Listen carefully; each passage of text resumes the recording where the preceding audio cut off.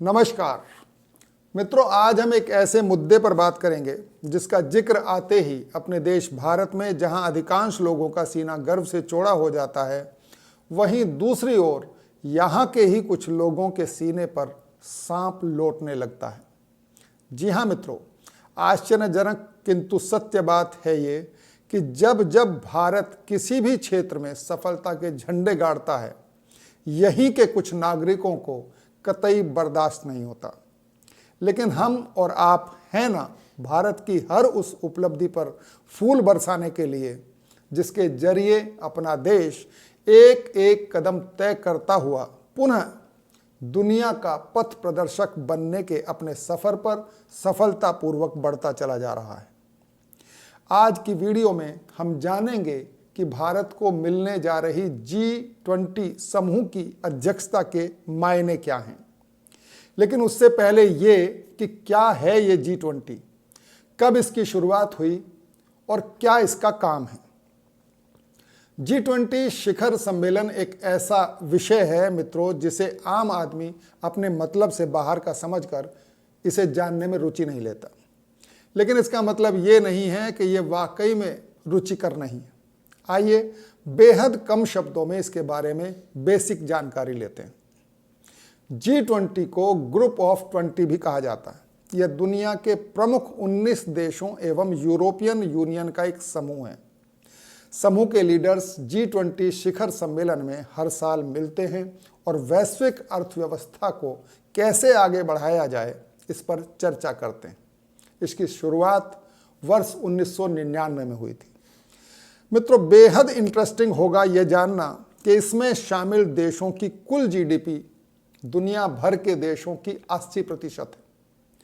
परस्पर आर्थिक सहयोग करना तो इस समूह का उद्देश्य है ही, साथ ही यह आर्थिक स्थिरता, जलवायु परिवर्तन और स्वास्थ्य से जुड़े मुद्दों पर भी चर्चा करता है। दुनिया भर में आर्थिक स्थिरता को बरकरार रखना इसका प्रमुख उद्देश्य है। इसके साथ ही यह समूह विश्व के बदलते हुए परिदृश्य को भी ध्यान में रखता है। इसमें रोजगार, कृषि, व्यापार, ऊर्जा, भ्रष्टाचार मुक्त विश्व और आतंकवाद जैसे मुद्दे भी शामिल हैं। खास बात यह है कि इस बार भारत इस समूह की अध्यक्षता ग्रहण करने जा रहा है, यानी दुनिया के 20 प्रभावशाली देशों के समूह की अध्यक्षता। है ना बेहद खुशी की बात। हाल ही में 15 और 16 नवंबर को इंडोनेशिया के बाली में इसका 17वां शिखर सम्मेलन संपन्न हुआ, जहां इंडोनेशिया के राष्ट्रपति जोको विडोडो ने G20 की अध्यक्षता भारत को सौंप दी, जो कि आधिकारिक रूप से 1 दिसंबर को भारत के यशस्वी प्रधानमंत्री श्री नरेंद्र मोदी ग्रहण करने वाले। मित्रों, इसमें कोई संदेह नहीं कि यह खबर हर राष्ट्रवादी भारतीय को बेहद गर्व का एहसास कराने वाली है। लेकिन यह भी उतना ही सत्य है कि आज का वक्त विश्व के संदर्भ में बेहद चुनौतियों से भरा है। कोरोना संकट से दुनिया सही से उबर नहीं पाई थी। ऊपर से रूस यूक्रेन युद्ध से भी दुनिया भर के देश किसी न किसी हद तक प्रभावित हो रहे। G20 देशों की अध्यक्षता करने के संदर्भ में भारत के लिए एक विशेष चुनौती यह भी है कि वो उस अपने मित्र देश रूस के प्रति क्या रुख अपनाए, जिसे उस समूह के अधिकांश देश समूह से निकालने तक को कह चुके हैं। मित्रों, अस्तित्व जब तक है, चुनौतियां भी तब तक रहती ही हैं। अच्छी बात यह है कि चुनौतियों में ही अवसर छिपे होते हैं, तथा और भी अच्छी बात यह है कि अब देश का नेतृत्व चुनौतियों से भागने वाला नहीं, बल्कि उन्हें झपट कर स्वीकार करने वाला और डटकर उनका मुकाबला करके उन्हें समाधान में बदलने वाला है।